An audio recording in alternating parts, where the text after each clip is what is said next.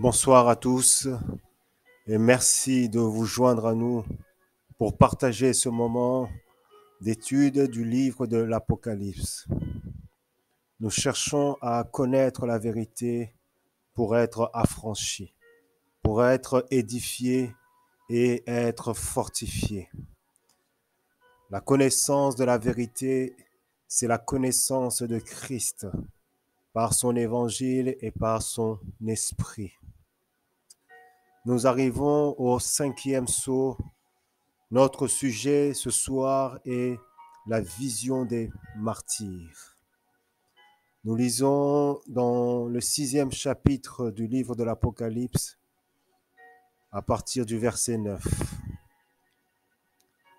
Quand il ouvrit le 5e sceau, je vis sous l'autel les âmes de ceux qui avaient été immolés à cause de la parole de Dieu et à cause du témoignage qu'ils avaient rendu. Ils crièrent d'une voix forte en disant: Jusqu'à quand, Maître saint et véritable, tarderas-tu à juger et à tirer vengeance de notre sang sur les habitants de la terre? Une robe blanche fut donnée à chacun d'eux, et il leur fut dit de se tenir en repos quelque temps encore, jusqu'à ce que fût complet le nombre de leurs compagnons de service et de leurs frères qui devaient être mis à mort comme eux. L'apôtre Jean rend témoignage des choses qu'il avait vues et entendues par son esprit lorsqu'il a été enlevé, lorsqu'il a été ravi dans le ciel.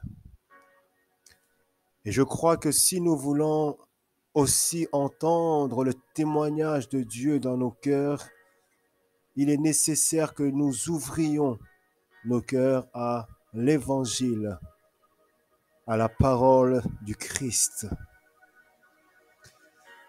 La première chose que l'apôtre Jean voit, il voit un autel. La deuxième chose, les âmes qui sont sous l'autel. La troisième chose, il entend les plaintes, les cris et les réclamations de ces âmes qui étaient sous l'autel. Et la quatrième chose, il entend la réponse de Dieu face à ces plaintes, à ces réclamations. L'autel est là pour nous rappeler plusieurs choses. La première chose, l'autel est un lieu de sacrifice pour la purification et le pardon des péchés. Rappelons-nous de l'autel de Lerain qui était dans l'Ancien Testament. Dans Lévitique, au 4e chapitre, au verset 13, il est dit ceci: Si c'est l'assemblée de la communauté d'Israël qui s'est rendue coupable d'un péché involontaire, si, sans le savoir, l'assemblée a fait l'une des choses que l'Éternel a défendues dans ses commandements, et s'est ainsi rendue coupable, l'assemblée offrira, quand on découvrira la faute, un jeune taureau en sacrifice pour le péché. On l'emmènera devant la tente de la rencontre.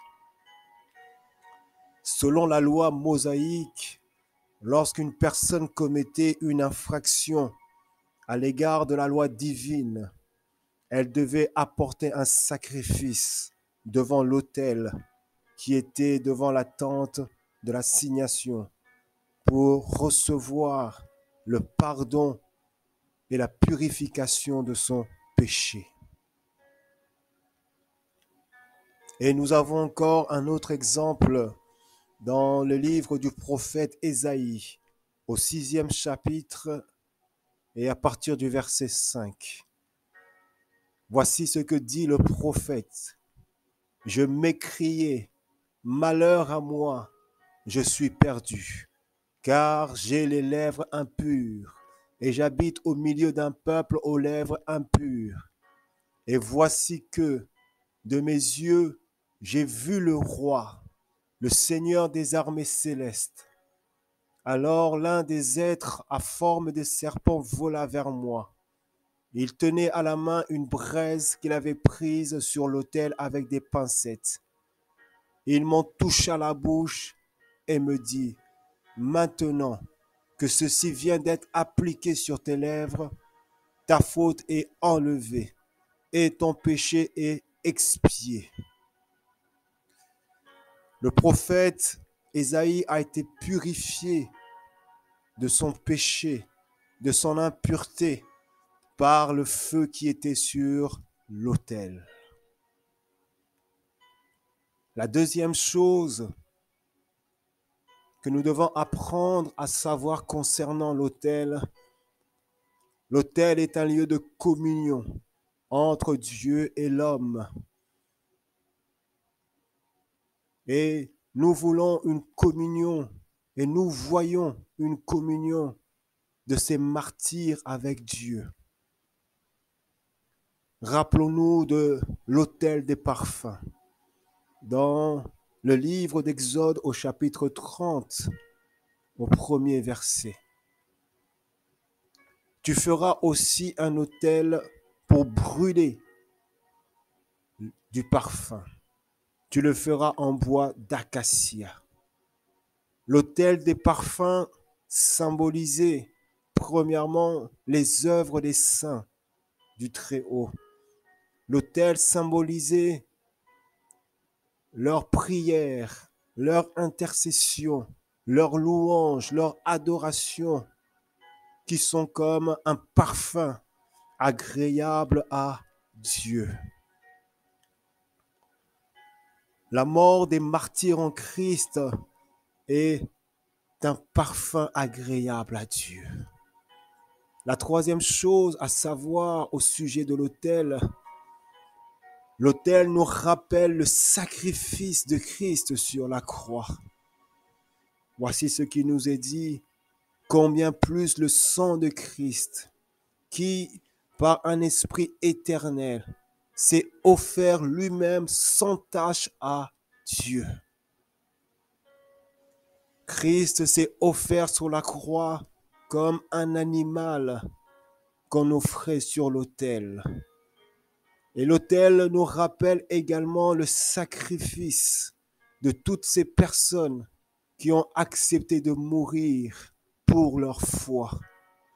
Pourquoi ont-ils accepté de mourir? Parce qu'elles ont refusé le compromis avec le péché, le compromis avec le monde et avec le mal. Voici ce qu'il est dit dans deuxième épître de Corinthiens 6. Il nous est dit ceci. Ne vous mettez pas avec les infidèles sous un joug étranger. Car quel rapport y a-t-il entre la justice et l'iniquité? Ou qu'y a-t-il de commun entre la lumière et les ténèbres? Quel rapport y a-t-il entre Christ et Bélial? Ou quelle part a le fidèle avec l'infidèle? Quel rapport y a-t-il entre le temple de Dieu et les idoles? Car nous sommes le temple du Dieu vivant. Comme Dieu l'a dit, j'habiterai et je marcherai au milieu d'eux. Je serai leur Dieu et ils seront mon peuple. C'est pourquoi sortez du milieu d'eux, séparez-vous, dit le Seigneur. Ne touchez pas à ce qui est impur et je vous accueillerai. Je serai pour vous un père et vous serez pour moi des fils et des filles, dit le Seigneur Tout-Puissant. Et je pense que la vision des martyrs est là pour nous faire comprendre que toutes ces victimes qui ont été tuées à cause de leur foi en Christ, le Seigneur ne les a pas oubliées, car ils sont devant son trône, ils sont dans sa présence, ils sont sous sa protection. La mort de tous ces martyrs d'autrefois a été déjà prédit par le Christ lui-même. Rappelons-nous de sa prophétie à ses disciples. Dans l'évangile de Jean, au chapitre 16, au premier verset. Je vous ai dit ces choses afin qu'elles ne soient pas pour vous une occasion de chute. Ils vous excluront des synagogues. Et même l'heure vient où quiconque vous fera mourir croira rendre un culte à Dieu. Et ils agiront ainsi parce qu'ils n'ont connu ni le Père ni moi. Je vous ai dit ces choses afin que lorsque l'heure sera venue, vous vous souveniez que je vous l'ai dite. Je ne vous ai pas parlé dès le commencement parce que j'étais avec vous. Matthieu au chapitre 24 au verset 9. Voici ce que le Seigneur dit encore. Alors on vous livrera au tourment et l'on vous fera mourir et vous serez haïs de toutes les nations à cause de mon nom. Le Seigneur avertissait clairement ses disciples qu'ils seront persécutés et même tués. Ils seront comme des victimes sur l'autel. Si nous prenons le temps de réfléchir sur ces meurtres commis, nous discernons qu'une influence démoniaque, une personne qui est prête à tuer une autre personne uniquement à cause de sa foi, alors nous pouvons conclure que cette personne est inspirée par des esprits mauvais. Nous avons un exemple dans le livre des Actes des Apôtres, au chapitre 9, au premier verset. Il nous est dit, « Cependant, Saul, respirant encore la menace et le meurtre contre les disciples du Seigneur. » Saul était possédé de l'esprit de haine, de l'esprit de meurtre. Il n'avait qu'un seul désir, tuer les disciples de Christ. Et il était prêt à tout pour arriver à ses fins. Rappelons-nous encore de Jésus lorsqu'il était avec les pharisiens. Dans l'évangile de Jean, au chapitre 8 et au verset 40, voici ce que le Seigneur dit aux pharisiens. Mais maintenant, vous cherchez à me faire mourir, moi qui vous ai dit la vérité que j'ai entendue de Dieu. Cela, Abraham ne l'a point fait. Vous faites les œuvres de votre père. Ils lui dirent, nous ne sommes pas des enfants illégitimes. Nous avons un père, nous avons un seul père, Dieu. Jésus leur dit, si Dieu était votre père, vous m'aimeriez, car c'est de Dieu que je suis sorti et que je viens. Je ne suis pas venu de moi-même, mais c'est lui qui m'a envoyé. Pourquoi ne comprenez-vous pas mon langage? Parce que vous ne pouvez écouter ma parole. Vous avez pour père le diable, et vous voulez accomplir les désirs de votre père. Il a été meurtrier dès le commencement, et il ne se tient pas dans la vérité, parce qu'il n'y a pas de vérité en lui. Lorsqu'il profère le mensonge, il parle de son propre fond, car il est menteur et le père du mensonge. Cette conversation de Jésus avec les pharisiens fait ressortir quelques vérités. La première vérité, nous voyons l'intention des pharisiens à l'égard de Jésus. Ils voulaient le tuer parce qu'ils le haïssaient. Mais maintenant, vous cherchez à me faire mourir, disait Jésus à ses pharisiens. Si Dieu était votre Père, vous m'aimeriez, car c'est de Dieu que je suis sorti et que je viens. La deuxième vérité, que derrière le comportement des pharisiens, nous voyons, nous discernons qu'il y avait une influence occulte. Voici ce que Jésus leur disait. Vous avez pour père le diable et vous voulez accomplir le désir de votre père. Il a été meurtrier dès le commencement. Le comportement des pharisiens, le désir qu'ils avaient de tuer Jésus était parce qu'ils étaient animés de cet esprit de meurtre. La troisième vérité, le diable est le premier meurtrier. Il est l'esprit du meurtre. Tous ceux qui ont dans leur cœur ce sentiment de haine contre la foi chrétienne, ils doivent savoir que ce sentiment peut être sous une influence qui est démoniaque. Permettez-moi d'ouvrir une parenthèse. Le diable est le premier agent meurtrier de notre foi. Il cherche à tout prix à détruire cette confiance que nous avons en Dieu et en Christ pour mettre le doute à la place. Il cherche à détruire la pureté que nous avons eue en Christ pour mettre la souillure.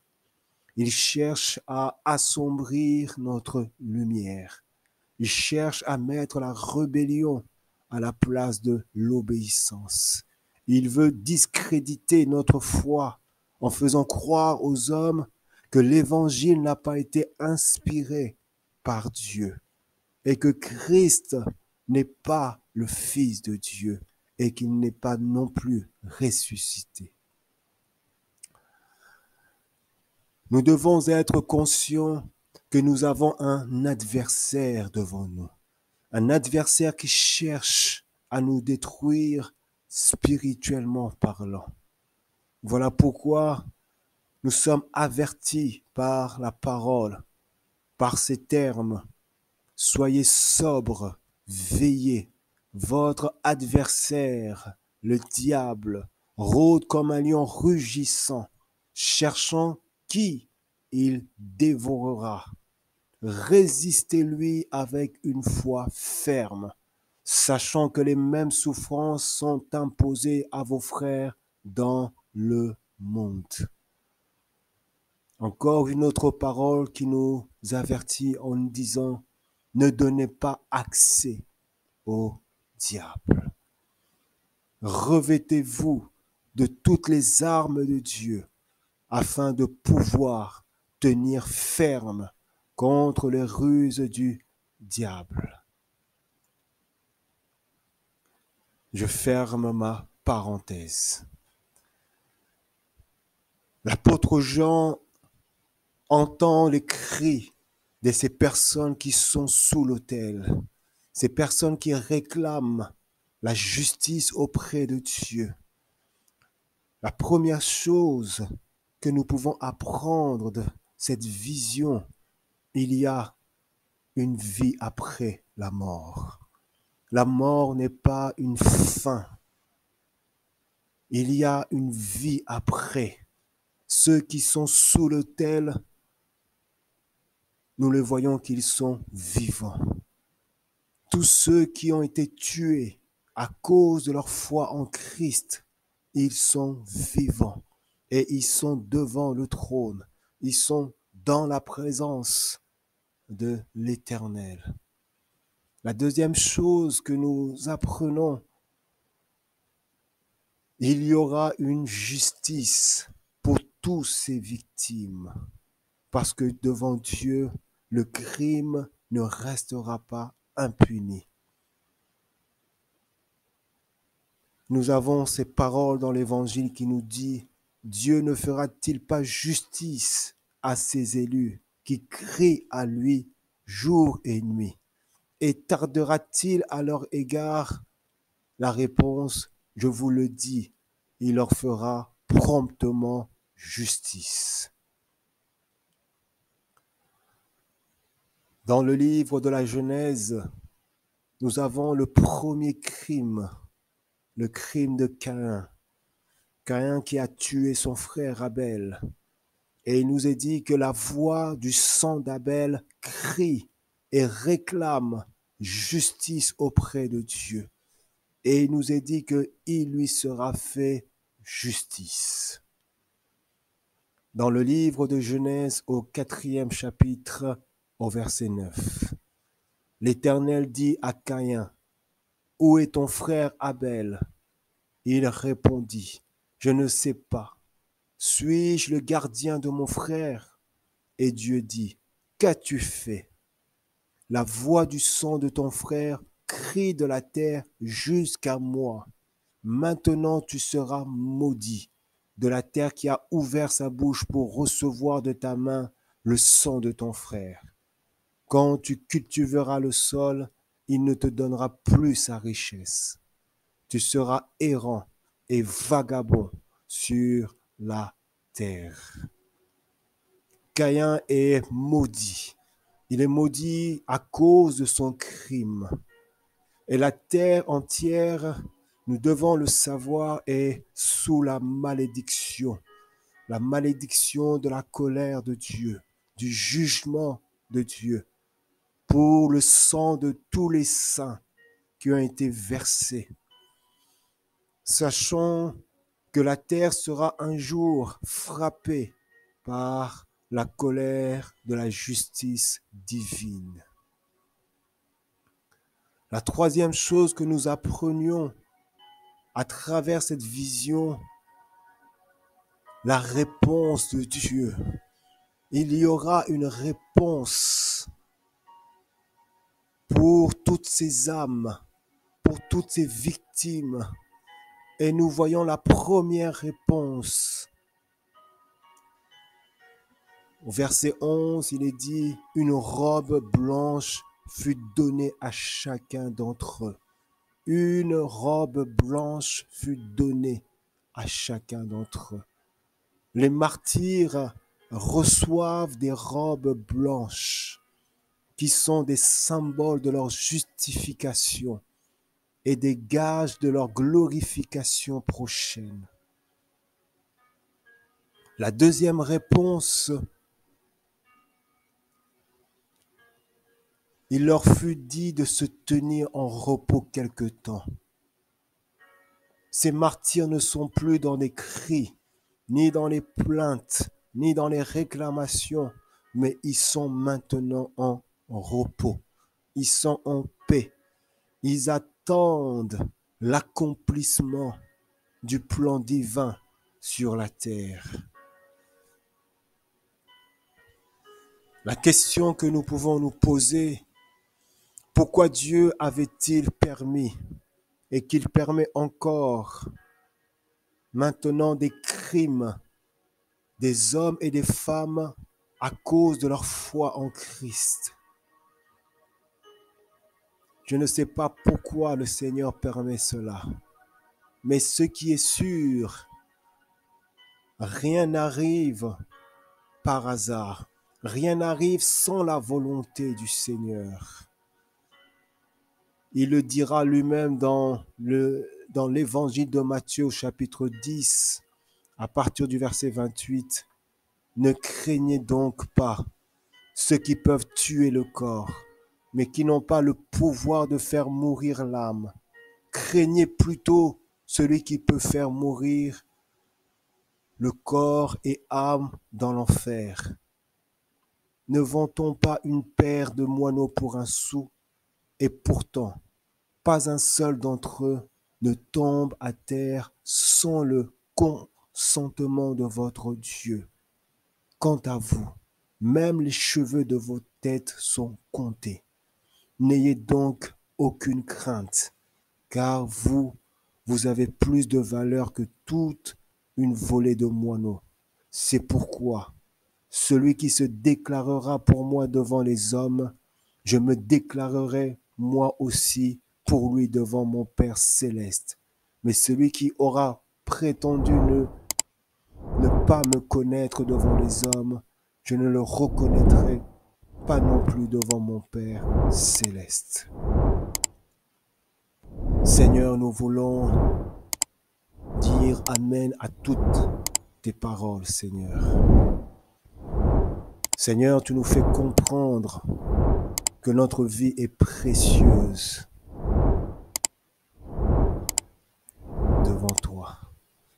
Et Seigneur, c'est toi qui as le pouvoir sur nos vies. Seigneur, c'est toi qui es le maître de toutes les situations. Seigneur, nous voulons apprendre à te faire confiance. Nous voulons apprendre, Seigneur, ô Dieu, à être fidèles. Fidèles devant toi, Seigneur. À résister contre le péché, contre le compromis, Seigneur. À ne pas nous mélanger, Seigneur, avec l'esprit de ce monde. Nous te remercions, Père éternel, dans le nom de Jésus.